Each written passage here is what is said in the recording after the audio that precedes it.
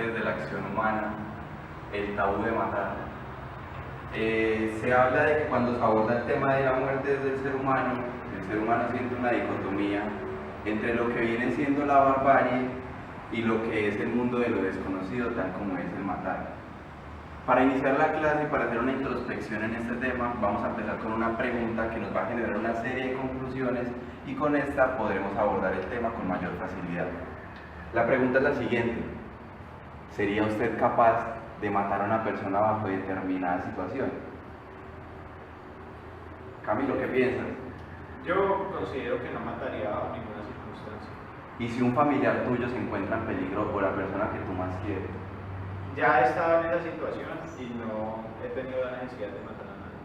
Muchas gracias por tu intervención. Yo sí mataría bajo esas circunstancias, de Sí, que una mataría. familia estuviera. ¿Qué piensa Paola? Yo aún así no mataría bajo ninguna de esas circunstancias. Pero si es tu ser querido quien está bajo una situación en la cual él va a morir o eres tú. Pues también dependiendo, pues la pensaría si lo mataría o no. Tal vez sí es una situación muy grave. Pero dentro de tu imaginario está la solución a matar o... Pues dentro de cualquier persona estaría. Pues, Sofía, ¿qué piensas? pues yo creo que sí, que bajo determinadas circunstancias cualquier ser humano sería capaz de matar. Esta pregunta nos lleva a una segunda pregunta a abordar. La segunda pregunta sería, ¿cómo lo mataríamos? David, ¿qué Yo piensas? diría que en ese caso buscaría lo primero que esté a mi alcance para hacer el hecho, ya sea un cuchillo o un bate, le pegaría hasta matarlo. Muchas gracias. Juan Creo José, que ¿qué también piensas? uno debería tomar esa acción a partir de las circunstancias en que uno se encuentre en el momento. Es decir, en el lugar, lo que uno tome, lo que se encuentre primero, haría la acción. Listo. Este tipo de preguntas las he hecho durante varios seminarios y durante varias clases con otros, en otras aulas y en otros espacios con estudiantes también de criminología y de derecho. Y podemos observar algo interesante. Dentro del análisis de lo que vienen siendo las respuestas de las preguntas, encontramos que siempre va a haber un grupo mayoritario que sí lo haría y un grupo minoritario que no lo haría. Pero de este grupo minoritario que no lo haría, siempre es de este grupo minoritario, después de pensarlo dos veces, salen más personas hacia el grupo mayoritario que lo haría. ¿Y esto qué nos significa? Que dentro del grupo que dice que no asesinaría, se encuentra un mentiroso social. De este experimento llevado en clase, podemos sacar unas valiosas conjeturas. La primera es que el ser humano, aunque sea social y aunque viva en una comunidad, puede matar. La segunda conclusión que podemos sacar es que el ser humano siente un gusto al asesinar y que este gusto al asesinar o que este asesinar solamente se para por la voluntad del ser humano, o sea que la voluntad del ser humano es quien no le permite que el ser humano llegue a estos actos. Y el tercero es que hay humanos más propensos y propensos a matar. Como lo hemos visto, el gen MAO es un gen que hace que los asesinos tengan una predisposición genética que hace que sus cerebros actúen de tal manera que les lleve a terminar en esta determinada situación. Lo que impide matar es la voluntad de no hacerlo, pero esta voluntad de no hacerlo es simplemente ideología del ser humano, ya que la naturaleza le permite desde sus atributos físicos el lograrlo. Dentro del asesinato podemos ver dos tipos de asesinatos, tales como son el asesinato simple y el asesinato múltiple. Dentro del asesinato múltiple podemos encontrar el genocidio, y es que el ser humano se ha excusado durante toda su historia para poder cometer asesinatos, sin importar si son actos barbáricos como cruzadas, sin importar cómo han sido las guerras. Han sido actos que han desencadenado muerte y genocidio en el ser humano, pero el genocidio está por encima del asesinato múltiple y del asesinato simple, porque esta es una subdivisión que tiene el asesinato de acuerdo a las personas que están en él, de acuerdo al número de personas que van en él, ya siendo el asesinato simple el asesinato de una sola persona y el asesinato múltiple el asesinato en masa o el asesinato de dos o más personas. Nosotros basaremos nuestra clase en el asesinato múltiple y en la tipología de asesinatos múltiples que hay. Dentro de ellos encontramos el asesinato en serie, el asesinato en masa, el asesinato frenético y el asesinato en familia. Para la próxima clase quiero que me traigan, por favor, una exposición de estos temas ayudados por las TIC y la DIAP. Muchas gracias.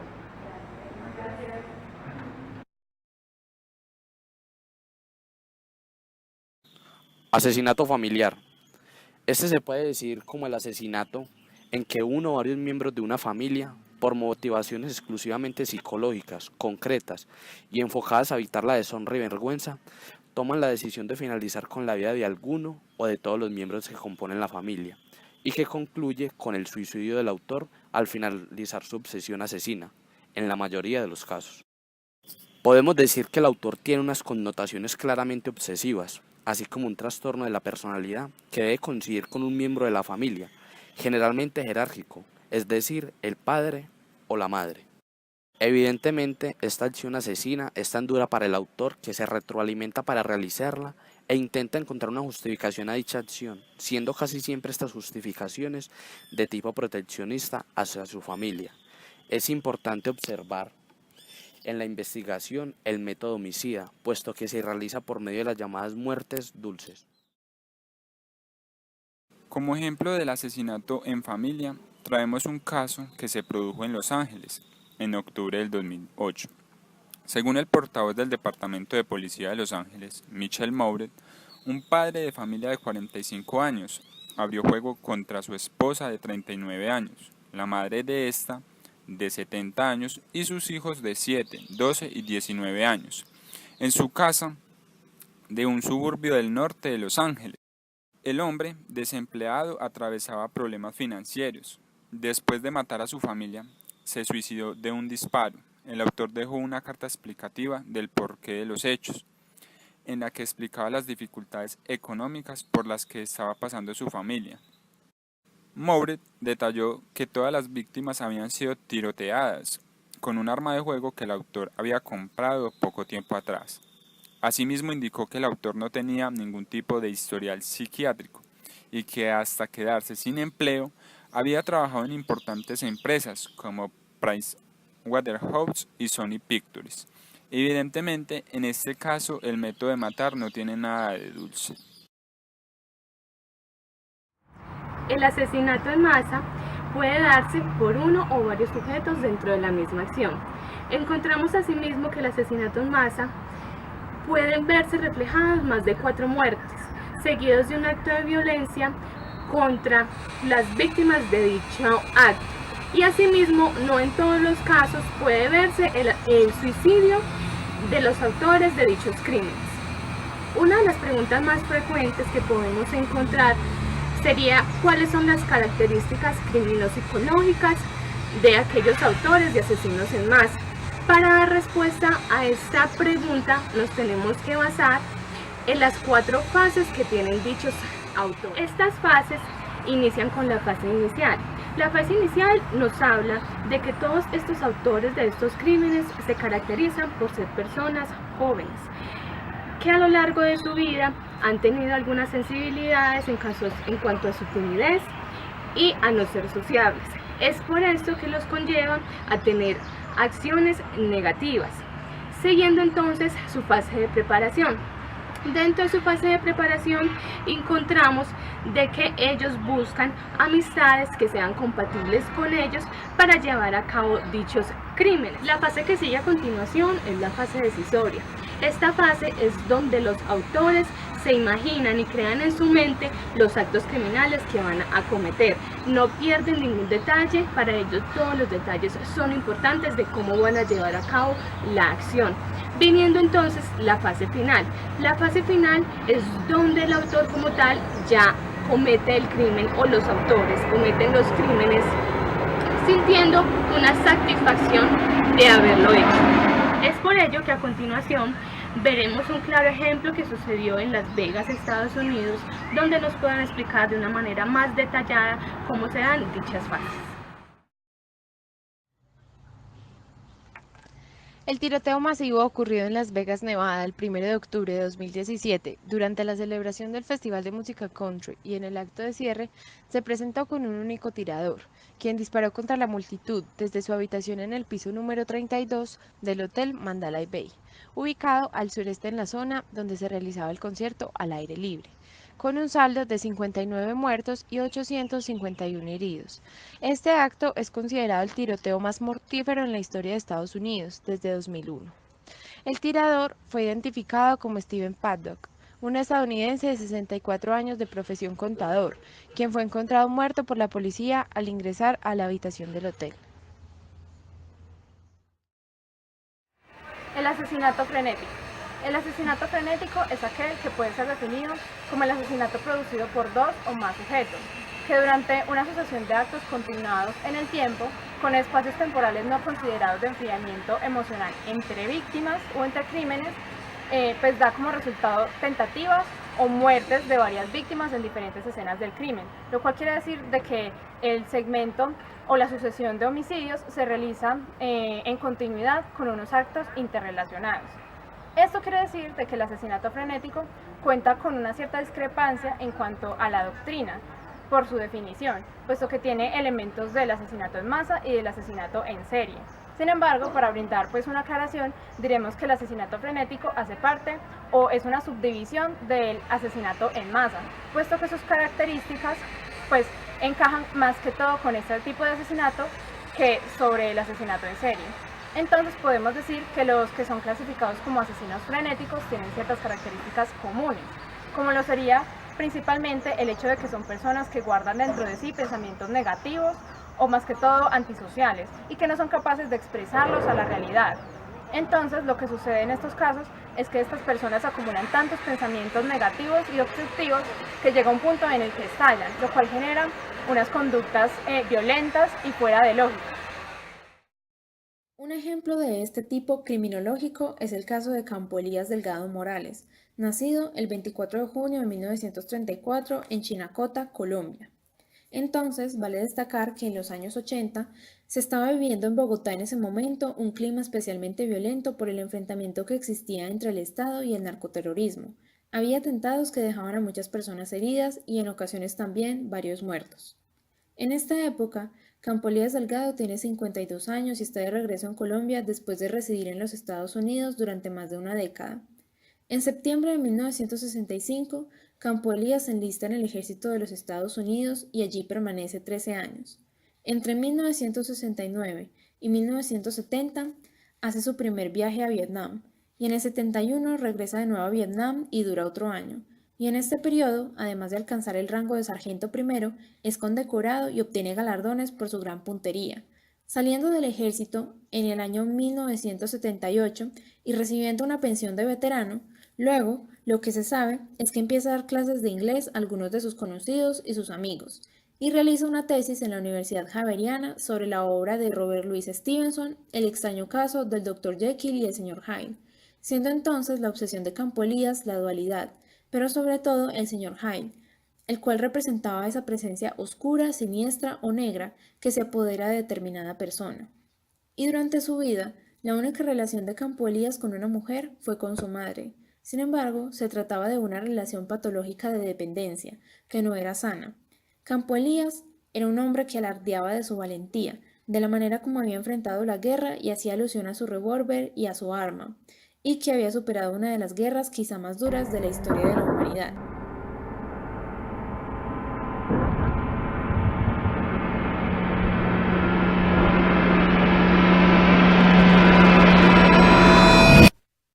Su secuencia asesina comenzó la tarde del 4 de diciembre de 1986, cuando en el apartamento de una de sus estudiantes de inglés mata a la hija y a la madre de esta.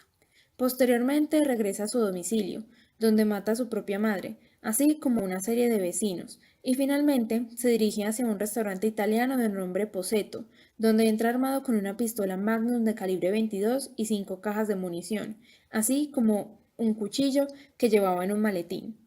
Lo más curioso es que a la madre la mató de un disparo en la nuca, claramente una muerte por ejecución. La envolvió en papel de periódico y le prendió fuego, y luego salió de su vivienda al grito de ¡fuego, fuego!, lo cual hizo que los vecinos que oyeron sus gritos acudiesen allí y disparó contra 5 de ellos y a un sexto lo mató con un cuchillo. Posteriormente, en el citado restaurante, solicitó una lujosa cena y una hora después comenzó a disparar a los otros comensales. Asesinó a 23 personas, en su mayoría mujeres, El método utilizado fue arrinconar a las víctimas y dispararles a quemarropa en la cabeza. 15 personas fueron heridas. Cuando llegó la policía, les estuvo disparando durante 1 minuto, hasta que fue abatido en el enfrentamiento. Actualmente, entonces, existe diversidad de opiniones sobre si se suicidó o fue la policía la que lo mató. El asesinato serial es reconocido por primera vez en la Biblia, donde Lamec confiesa a sus esposas 2 asesinatos que cometió, separados en el tiempo y a la vez conectados entre ellos. Sin embargo, cabe resaltar que este tipo de macabro asesinato ha existido en la historia de la humanidad desde casi su origen, y se pueden encontrar por ende múltiples historias de voz a voz como escritas, donde se narran estos terribles asesinatos. El asesino en serie se le añaden entonces apodos por las características de sus crímenes o las descripciones de su físico, como el asesino del Zodiaco o el carnicero de Rostov, o se reconocen por la alarma y miedo que producen en la sociedad en la que surgen, por la que al no ser capturados se producen mitos alrededor de ellos, como sucedió con Jack el Destripador. El término como tal de asesino en serie fue acuñado con un reconocimiento amplio en 1985, cuando el agente del FBI, Robert Ressler, refirió al asesino en serie en base a los interminables seriales de televisión. Sin embargo, el término fue usado con anterioridad, donde principalmente se confundía con el asesinato en masa, entre la literatura desde 1924 a 1935. Pero para 1936, Wakefield acuña el término por primera vez para referirse a un asesino que cometía asesinatos continuamente, pero más adelante en 1967 y con un poco más de documentación, el psiquiatra Brophy en The Meaning of Murder hace la distinción de que el carácter esencial del asesinato en serie es la repetición en intervalos de tiempo. Dejando su acuñación de lado, podemos encontrarnos que este es un fenómeno global, y aunque si bien es cierto que es más frecuente en unos países que en otros, no se ha encontrado aún razón científica de esto, precisamente por su globalización en distintas culturas y sociedades sin motivo aparente. Andrei Romanovich Chikatilo, o el carnicero de Rostov, es reconocido por ser el peor asesino en serie de la historia de la Unión Soviética, atribuyéndose más de 56 asesinatos, pero juzgado solo por 53. Sus víctimas eran mayoritariamente niños, a los que asesinaba de manera brutal, muchas veces retirando miembros de su cuerpo, por lo que se ganó su apodo. También eyaculaba sobre ellos. Cuando fue juzgado, intentó ganarse empatía, fingiendo demencia y afirmando que había sido reprimido sexualmente. Fue protegido en una celda durante el juicio debido a que los familiares de sus víctimas deseaban asesinarlo. Múltiples veces gritó dentro de la misma y se desnudó, demostrando con esto un comportamiento completamente errático. John Wayne Gacy, con una infancia difícil y abusado sexualmente a los 9 años, fue apodado Pogo el payaso, debido a que se desempeñaba como payaso en fiestas familiares y él mismo se dio aquel nombre. Afirmó asesinar a 33 personas, entre las cuales 26 fueron enterradas en su sótano, 3 en áreas de su casa y 4 arrojadas a un río. John demostró un comportamiento excepcional en la prisión y no se mostraba reacio a realizar entrevistas, aunque jamás se arrepintió de sus crímenes, declarando el día de su muerte que su ejecución no devolvería la vida a sus víctimas. La matanza de los jóvenes era casi una demostración al odio infundido por su padre en contra de su homosexualidad. En el segundo capítulo nos podemos encontrar con la problemática. En este punto es importante destacar la visión multidisciplinar que conlleva el asesinato en serie, que es el policial, judicial, psiquiátrico, sociológico y mediático. Cuando nos sumergimos en este estudio, nos podemos encontrar con una disparidad de definiciones que no dicen nada realmente, otros que se separan del objeto de la definición y el estudio. Todo esto genera que haya una inconsistencia en tener una definición única y aceptada. Es por esto que todos los estudiosos de este fenómeno, haciendo un esfuerzo, consiguieron establecer una definición admitida en el año 2005 en el simposio Asesinato Serial, Perspectivas Multidisciplinarias para Investigadores. La definición consensuada que dio el FBI en el año 2005 quedó así: el homicida de 2 o más víctimas por el mismo delincuente en distintos eventos. Esta definición es un punto de inflexión importante, ya que analizándola podemos establecer que recoge los elementos fundamentales o primarios que deben definir la conducta del asesino serial, es decir, los que lo van a diferenciar de otros tipos de asesinatos múltiples. Además, establece 3 grupos de definiciones basadas en elementos fundamentales de la variable cuantitativa victimológica. El primer elemento es la definición cuya variable cuantitativa victimológica es de 3 o más víctimas. Esta variable era la que se consideraba para establecer cuando se estaba frente a un caso de asesinato en serie, ya que cuando tenían un número menor de víctimas se decía que no era un asesinato en serie y esto perduró hasta el año 2005. En segundo lugar, tenemos la definición en la que no se contempla ninguna cantidad como variable cuantitativa victimológica. Es aquí donde nos podemos encontrar con la inclusión básica del elemento fundamental de la motivación del autor. Y en tercer lugar, tenemos la definición cuya variable cuantitativa son 2 o más víctimas. Esta es la definición establecida para considerarse que se está frente a un asesino en serie. Por lo tanto, es el que tiene plena vigencia en una investigación policial. Jeffrey Dahmer, más conocido como el caníbal de Milwaukee. Se le responsabilizó por la muerte de 17 hombres de diferentes edades. Este vivió una infancia normal. Sus padres le brindaban amor y todo lo necesario para suplir sus necesidades básicas. Sin embargo, de pequeño tenía un gusto por los animales arrollados por autos, ya que los llevaba a su casa y los abría para observar qué tenían dentro. Su vida homicida empieza con el asesinato de Stephen Hicks, ya que después de cometer el hecho se despierta en él un gusto por tener relaciones sexuales con hombres sumisos. Tal fue la obsesión por esto que en uno de los 17 asesinatos cometidos inyectó ácido en el cerebro de uno de los jóvenes como intento experimental de mantenerlo vivo pero sumiso ante él.